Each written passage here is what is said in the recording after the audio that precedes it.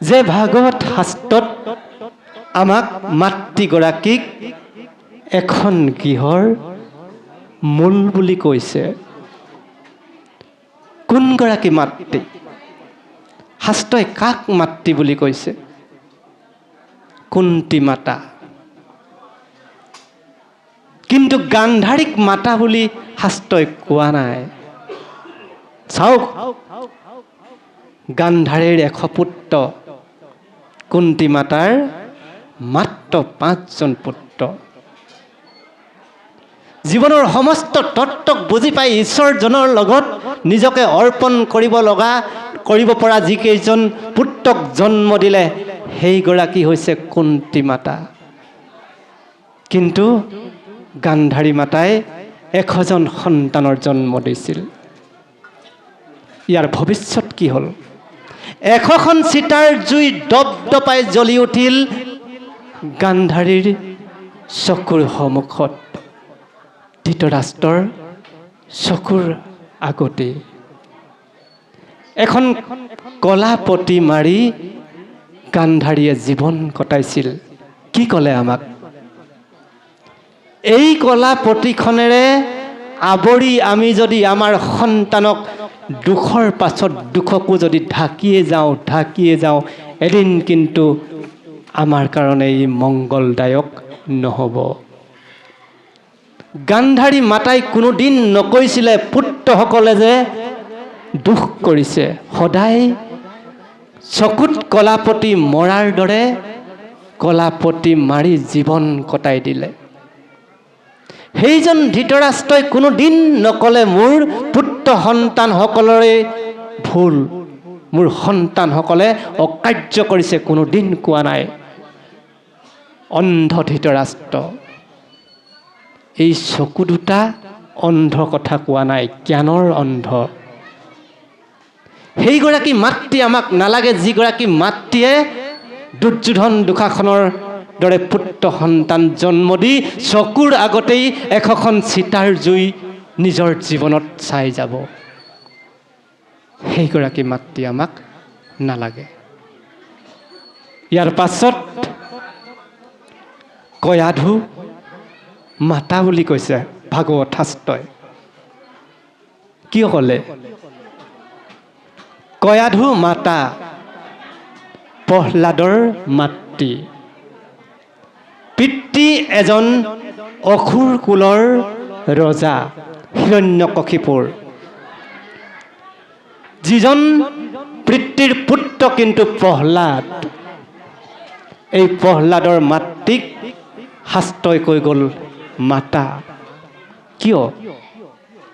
সেইজন হিৰণ্যকশিপুৰে নিজৰ ভাতৃ হত্যা প্ৰতিশোধৰ বাবে ঈশ্বৰজনক যুদ্ধত পৰাস্ত কৰিবৰ বাবে নিজেই অৰণ্যত আৰাধনা কৰিবলৈ যাবলৈ প্ৰস্তুত হৈছিল। তেনে সময়ত কয়াধু মাতাই স্বামীজনক অনুৰোধ কৰিছিল, হে স্বামী, সেইজন ঈশ্বৰ, জগতৰ ঈশ্বৰ, তেখেতৰ লগত আপুনি শত্ৰুতা কৰাটো কিন্তু একেবাৰে শোভনীয় হোৱা নাই। কিন্তু অসুৰৰ ৰজা হিৰণ্যকশিপুৰে সেই কথা নামানিলে। কৈ দিলে, তোমাৰ ইয়াত একোৱেই কাম নাই, তুমি অন্তঃপুৰত ৰাজৰাণীৰ দৰে জীৱন কটোৱা। সিদিনাই অৰণ্যলৈ গমন কৰিলে হিৰণ্যকশিপুৰে, ঈশ্বৰ কৃষ্ণৰ শত্ৰুতা কৰি আৰাধনা কৰিব ঈশ্বৰক, যাতে নিজ হাতে দমন কৰিব পাৰে। কিন্তু দুৰ্ভাগ্য, এটি বনৰ পক্ষীয়ে কৈ উঠিল অৰণ্যত নাৰায়ণ। এই নাৰায়ণ শব্দটি শুনাৰ লগে লগে সেইজন হিৰণ্যকশিপুৰে নিজকে অস্বস্তি অনুভৱ কৰিলে। যি মোৰ শত্ৰু প্ৰকৃতাৰ্থত, এই শত্ৰুৰ নাম ল'লে মই নিজেই অস্বস্তি অনুভৱ কৰোঁ, আৰু এনেকুৱা এটা দিনত মই এই যাত্ৰা নকৰোঁ। গতিকে তেওঁ সিদিনা ঘূৰি আহিল। ঘৰত কয়াধু মাতৃয়ে সুধিলে, স্বামী আপুনি যে আৰাধনা কৰাৰ কথা আছিল, কিয় গুচি আহিলে? তেতিয়া হিৰণ্যকশিপুৰে ক'লে যে আজি মোৰ দিনটো শুভ নহয়, আজি অমংগল। কাৰণ এটি চৰায়ে মোৰ যোৱাৰ পথত নাৰায়ণ শব্দ মাতিলে, গতিকে লৈ মই গুচি আহিলোঁ। কালিলৈ পুৱাতেই মই এটা শুভ দিন বুলি ভাবি পুনৰ গমন কৰিম। সিদিনা কয়াধু মাতৃয়ে স্বামীজনক এটা সুবিধা ল'লে। হে স্বামীজন, তুমি অহা কালিলৈ পুৱাতেই গমন কৰিবা। আজি সুখে দুখে জীৱনে মৰণে তুমি মোৰ স্বামী হৈ আছিলা। অহা কালিলৈ যেতিয়া আৰাধনালৈ গমন কৰিবা, অদূৰ ভৱিষ্যতে তোমাক কেতিয়া দেখা পাওঁ তাৰ কোনো নিশ্চয়তা নাই। সেয়েহে আজি তোমাক মই এটা অনুৰোধ কৰিম, সেয়া হ'ল মই যি ক'ম তাকেই তুমি কথা ৰাখিম বুলি মোৰ আগত কথা দিয়া। সেইগৰাকী মাতৃ বাধ্য হ'ল হিৰণ্যকশিপুৰ। শেষত বিৰুদ্ধ ৰজনী কটাই দুয়োজনে প্ৰতি মুহূৰ্তত কয়াধু মাতৃয়ে স্বামীক ক'লে, হে স্বামী, তুমি যে অৰণ্যলৈ গৈছিলা, অৰণ্যত কি শুনিছিলা? কোনোবা পক্ষী এটাই যে কিবা এটা মাতিছিলে বুলি কৈছিলা? তেতিয়া হিৰণ্যকশিপুৰে ক'লে, নাৰায়ণ। সময় বাগৰি গৈ থাকিল, পুনৰবাৰ সুধি গৈ থাকিল, পুনৰবাৰ সুধি গৈ থাকিল। বাধ্য কিন্তু হিৰণ্যকশিপুৰ নিজৰ স্ত্ৰীক কথা দি ৰাখিছে, আজি মই তোমাৰ মতে চলি। শেষত মধ্যাহ্ন নিশা লাহে লাহে পুৱতি নিশাৰ ফালে সময়ে ঢাপলি মেলিলে। অষ্টম পোহৰ। এই অষ্টম পোহৰতেই সেইগৰাকী মাতৃয়ে পুনৰ হিৰণ্যকশিপুৰক অনুৰোধ কৰিলে, হে স্বামীজন, বিদায় বেলাত তোমাৰ পৰা মই এটি পুত্ৰ সন্তানৰ আশা কৰিম। আৰু লগতে এই পক্ষীটিয়ে যিটো শব্দ কৈছিল তুমি মোক পুনৰ ক'ব লাগে। হিৰণ্যকশিপুৰে পুনৰ ক'লে, নাৰায়ণ। এনেকৈ উৰেটো ৰাতি নাৰায়ণ নাৰায়ণ শব্দৰে নিজৰ পৰিবাৰৰ লগত কটাই এটি সন্তানৰ উপহাৰ দিলে সেইগৰাকী কয়াধু মাতৃক। জন্ম হ'ল প্ৰহ্লাদ। এনে মাতৃৰ আমাৰ প্ৰয়োজন আছে। পিতৃ যদিও অসুৰ হয়, পিতৃ যদি বদমাছ হয়, পিতৃ যদি দগাবাজ হয়, আমাৰ আইসকলে নিজেই সেইজন পিতৃক বসুদেৱ কৰি ল'ব লাগিব। বসুদেৱ কৰি লোৱা আপোনাৰ দায়িত্ব। যদি আপুনি দৈৱকী হয়, আপুনি নিশ্চয় আপোনাৰ স্বামীজনক বসুদেৱ কৰি ল'বলৈ সক্ষম হ'ব। ইয়াৰ পাছত উত্তানপাদ ৰজা, নিশ্চয় নাম শুনিছে, খুব সুন্দৰভাৱে শাসন চলাই গৈছিল নিজ ৰাজ্যখন। পৰিবাৰৰ নাম সুনীতি। সুনীতি অৰ্থাৎ নীতিবিলাক শুদ্ধ সত্য পবিত্ৰ, ইয়াকেই বুজাইছে সুনীতি। যেতিয়া সুনীতিক বিবাহ কাৰ্যত আবদ্ধ কৰি ৰাজ্য চলাই আছিল, এই সুনীতিৰ মৰ্মে ৰাজ্য যেতিয়া চলি আছিল, প্ৰজাৰ মুখত প্ৰত্যেক মুহূৰ্ততেই হাঁহি বিৰিঙিছিল। কিন্তু দুৰ্ভাগ্য, পুনৰ বিবাহ কৰালে সুৰুচি। দুৰ্যোগ নামি আহিল ৰাজ্যলৈ। এজন স্বামীৰ কৰ্তব্য নহয় এটি সন্তান থকাৰ পাছত, এগৰাকী আই মাতৃ এগৰাকী স্ত্ৰী থকাৰ পাছত দ্বিতীয়গৰাকী আকৌ বিবাহ কৰাব লাগিব। এয়া শাস্ত্ৰই আমাক কৈ গ'ল। সুৰুচিক বিবাহ কৰোৱাৰ লগে লগে এটি পুত্ৰ সন্তানৰ পুনৰ জন্ম হ'ল। নাম ৰাখিলে উত্তম। সুনীতিৰ পুত্ৰ নাম আছিলে, আপোনালোকে জানেই, কি আছিলে বাৰু? ধ্ৰুৱ। এই ধ্ৰুৱই যেতিয়া দ্বিতীয়গৰাকী মাতৃ ৰাজ্যত প্ৰৱেশ কৰিলে নিজকে দুৰ্ভগীয়া অনুভৱ কৰিলে। দ্বিতীয়গৰাকী পত্নীয়ে নিজৰ হাতৰ মুঠিত নিজৰ স্বামীজনক ৰাখিবলৈ ধৰিলে। নামেই যাৰ সুৰুচি। ৰুচিত যিয়ে গুৰুত্ব দিব সিয়েই সুৰুচি।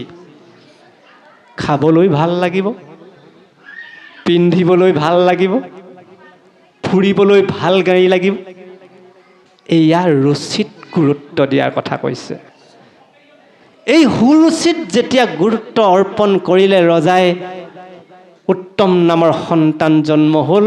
সিদিনাৰ পৰা ৰাজ্যলৈ নামি আহিলে এক দুৰ্যোগময় পৰিৱেশ। এদিন ধ্ৰুৱই মাকক সুধিছিল, মা, প্ৰকৃতাৰ্থত মোৰ পিতৃজন এইজনেই নে, যিজন এইখন ৰাজ্যৰ ৰজা? কাৰণ তেখেতৰ কোলাতটো মই উঠি পোৱা নাই, তেখেতকতো মই পিতৃ বুলি সম্বোধন কৰি পোৱা নাই। তেতিয়া মাতৃয়ে কৈছিল, হয়, তেখেতেই তোমাৰ দেউতা। মনৰ উল্লাসত গৈ সিংহাসনত যেতিয়া উত্তানপাত ৰজা বহি আছিল, কোলাত জাপ মাৰি দিলে। লগে লগে সুৰুচিৰ প্ৰৱেশ হ'ল। সুৰুচিৰ যি অকথ্য গালি শপনি, এই সকলোবোৰ শুনাৰ পাছত ৰজাই ধ্ৰুৱক ঠেকেচা মাৰি কোলাৰ পৰা নমাই দিবলৈ বাধ্য হ'ল। শেষত এই ধ্ৰুৱই মাতৃক গোচৰ তৰিলে, হে মাতৃ, পিতৃয়ে দেখোন মোক এয়া ব্যৱহাৰ কৰিলে। মাতৃয়ে কিন্তু কোনোদিন নকলে যে পিতৃ তেনেকুৱাই, পিতৃয়ে যে কৰিব নালাগিছিল এয়া কাম, কোৱা নাই। পুনৰ ধ্ৰুৱই ক'লে, সৰুৱাইও মোক নানা গালি শপনি পাৰিলে যে তই যদি মোৰ স্বামীৰ কোলাত উঠিবলৈ হয় তেনেহ'লে ঈশ্বৰৰ ওচৰত পুনৰ উপাসনা কৰিবি। মাতৃয়ে ক'লে, ইয়াৰ বাবে দুৰ্ভগীয়া একমাত্ৰ মই, পিতৃও দোষী নহয়, তোমাৰ সৰুৱাইও দুখী নহয়। দুহাত দাঙি আশীৰ্বাদ দি দিলে ধ্ৰুৱক, তোমাক যে সৰুৱাইয়ে কৈছিল ঈশ্বৰ উপাসনা কৰিলে অদূৰ ভৱিষ্যতে তুমি পিতৃৰ কোলালৈ যাব পাৰিবা। এই কথা মানি ল'লে ধ্ৰুৱই, আৰু এই কথাকেই মানি নিজৰ জীৱনত ঈশ্বৰ উপাসনাৰে জীৱন ভৰপূৰ কৰিলে। অদূৰ ভৱিষ্যতে সেইখন ৰাজ্যৰ ৰজা হৈ আজিও যুগ যুগান্তৰে সেই ধ্ৰুৱক আমি জোনবাই কাষত দেখা পাওঁ বুলি আমাৰ এক বিশ্বাস। আমি তেনে ধ্ৰুৱৰ জন্ম এই সমাজত বিচাৰোঁ। তেনে ধ্ৰুৱ আমাক লাগে, যিহেতু কলিযুগ। অকল কলিযুগেই নহয়, ঘূৰ কলিযুগত আমি আহি ভৰি দিলোহি। ঘূৰ কলিযুগ। পুৱাতেই শুই উঠি বাথৰুমলৈ যাওঁতেই আমাৰ সন্তানে মোবাইলটো লগত লৈয়ে গুচি যায়। ল'লে যি ল'লে, আৰু সন্ধিয়া বিচনাত নপৰালৈকে তাক হাতৰ পৰা কিন্তু এৰি নিদিয়ে। আমি কলৈ গৈ আছো? যান্ত্ৰিক যুগত জীৱনৰ উন্নতিৰ সাধনৰ বাবে বিজ্ঞানে আমাক এইবিলাক অৱদান আগবঢ়াইছিল, কিন্তু এনেদৰে পুৱাতেই লৈ ৰাতি বিচনাত শোৱালৈকে লৈ থাকিবলৈতো আমাক দিয়া নাছিল। নিশ্চয় দিয়া নাই। এই যে মোবাইলটো, ইয়াৰ গুৰুত্ব আমি ক'ত দিব লাগিছিল? চাৰিমুঠীয়া অঞ্চলত কিন্তু কোনো নাই, আপোনালোকে বেয়া পাব নালাগে। ফেচবুক নামৰ যদি এটা এপছ আছে, দেউতাহঁতে নুবুজিবও পাৰে, কিন্তু কেতিয়াবা অকলশৰীয়াকৈ পালে দেখুৱাই দিব আপোনালোকে। তাক যদি আপোনালোকে কেতিয়াবা ভুলক্ৰমে আপোনাৰ সন্তানৰ লগত, আপোনাৰ পূবুৱাৰীৰ লগত যদি চাবলৈ বিচাৰে, আপোনাৰ সমস্ত শেষ হৈ যাব। আন কোনো নহয়, আমাৰ জাতীয় আই কেইগৰাকী, জাতীয় যি বোৱাৰীসকল, বেলেগ কোনো নহয়। আমাৰতো ভাৰতীয় সংস্কৃতিত এই ভাগৱতৰ পৰম্পৰাত এনেকুৱা যদি চুটি চুটি কাপোৰ পিন্ধি নিজৰ দেহটো সামাজিক মাধ্যমত উপস্থাপন কৰাৰ কোনো শাস্ত্ৰই আমাক কৰিব পাৰে বুলি কোৱা নাই। এয়া কিহৰ ইংগিত? এই ইংগিতটো কিহৰ আচলতে?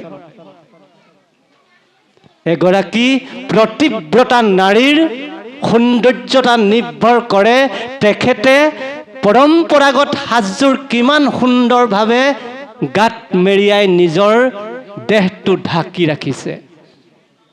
চুটি চুটি হাফ পেণ্ট আৰু স্পৰ্টিঙে নহয়। আমি কি নাগালেণ্ডৰ মানুহ নেকি? স্বামীজনে হাফ পেণ্টটো খুলি গ'ল, আকৌ স্ত্ৰীয়ে পিন্ধিলে। আমিতো ইংলেণ্ডৰ নহয়, চাইনাৰ নহয়। আমি কোন দিশে গতি কৰিছোঁ? পৰম্পৰাগত যিযোৰ সাজ, এই সাজযোৰক সন্মান কৰিবলৈ আমাৰ মাতৃসকলে কণ কণ কন্যাসকলক শিকাওক, কণ কণ কন্যাসকলক শিকাওক। সিহঁতে অদূৰ ভৱিষ্যতে নহ'লে এইখন সমাজত থাকিবলৈ অকণমানো ঠাই নাপাব, অকণমানো ঠাই নাপাব। কাৰণ সিহঁতে আজিৰ তাৰিখত যি হৈ আছে তাৰ ওপৰত গুৰুত্ব দিব। মাতৃয়ে কি সাজ পিন্ধিছে তাৰ ওপৰত গুৰুত্ব দিব। গতিকেলৈ এনে দুখঘোৰ কলিযুগত আমি উপবেষ্ট হলোহি। সমাজখনত মনত ৰাখক, 70% অভিভাৱকসকলে সন্তানৰ জ্বালা কালাত টোপনি নোহোৱা হৈছে। 70% অভিভাৱক। তাৰ মানে কি হৈছে? এই যে যুৱক যুৱতীসকল যদি 70%ই মদৰ ৰাগিত, নিচাযুক্ত দ্ৰব্যত মগ্ন হৈ সজ্জাগত হৈ থাকে, আমাৰ সমাজখন থাকিবনে? আমাৰ বাই ভনীহঁতক কোনে ৰক্ষা কৰিব? নিৰাপত্তা দিব কোনে? বোৱাৰীসকলক কোনে নিৰাপত্তা দিব? দেশৰ শক্তি যুৱকসকল। সুঠাম যুৱকসকল যদি নিচাৰ ৰাগিতেই মগ্ন হৈ থাকে, তেনেহ'লে আমাৰ দেশখনৰ জাতিটোৰ ভৱিষ্যত কি হ'ব পাৰে? কি হ'ব পাৰে ভৱিষ্যতটো? এই যে বজাৰত পোৱা মাদক দ্ৰব্যবোৰ, নিচাযুক্ত দ্ৰব্যবোৰ, ইয়াৰ অন্তৰালত যে এখন কলা বজাৰ আছে, এই বজাৰখনৰ কথা পিতৃ মাতৃয়ে যুৱকসকলক বুজাই দিব লাগে। সময় কিন্তু সমাগত। এই বজাৰখনে অসমৰ প্ৰতিজন সুঠাম ডেকাক যাতে নিচাযুক্ত দ্ৰব্য গ্ৰহণ কৰাই এই জাতিটো যাতে তিল তিলকৈ নিঃশেষ কৰি দিব পাৰি, তাৰ হয়তো পৰিকল্পনা কৰি আছে। তাৰেই হয়তো পৰিকল্পনা কৰি আছে। যদি এয়াই হ'বলৈ গৈ আছে, তেনেহ'লে আমি এনে পবিত্ৰ স্থানত, এনে পবিত্ৰ মুহূৰ্তত সেইজনা গুৰুৰ, সেইজনা ঈশ্বৰৰ বাংময় মূৰ্তিভাগ শ্ৰৱণ কীৰ্তন কৰি দিনৰ পাছত দিন কটাই থাকিলে আমাৰ কিবা লাভালাভ হ'ব? নিশ্চয় নহ'ব। এই যুৱকসকলৰ যি ভৱিষ্যত, এই ভৱিষ্যতক সকলো পিতৃ মাতৃয়ে এবাৰ দেখুৱাই দিয়ক। যিটো ৰাস্তাৰে তুমি দৌৰি আছা, সেই ৰাস্তাটো তোমাৰ নহয়। কিন্তু আমি যে স্কুলত আগতে দৌৰিছিলোঁ, দেউতা আমাক এনেকৈ চূণ সানি দিয়ে, নহ'লে ৰং সানি দিয়ে, এটা ট্ৰেক। কিন্তু আমাৰ সন্তানে এতিয়া দৌৰিছে, কিন্তু ট্ৰেকটোৰ পৰা বাহিৰলৈ গৈ আছে। ই জানো পুৰস্কাৰ পাবগৈ লাষ্টত? এই ট্ৰেকটোৰ পৰা বাহিৰত গ'লেতো পুৰস্কাৰটো নিদিব। তুমি চাই থকা হৈছে নহয়, তুমিতো ট্ৰেকৰ ভিতৰে আহি থাকিব লাগিব। সেইজন ঈশ্বৰে পিছত পুৰস্কাৰটো নিদিব তাৰমানে। গতিকেলৈ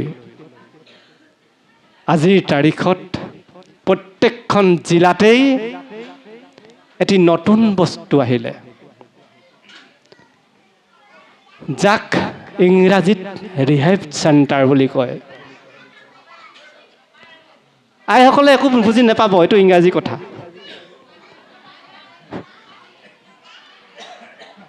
অসমীয়াত নিচামুক্ত কেন্দ্ৰ, তাৰ মানে আমাৰ সন্তানসকলৰ কাৰণে প্ৰয়োজন হৈ পৰিছে।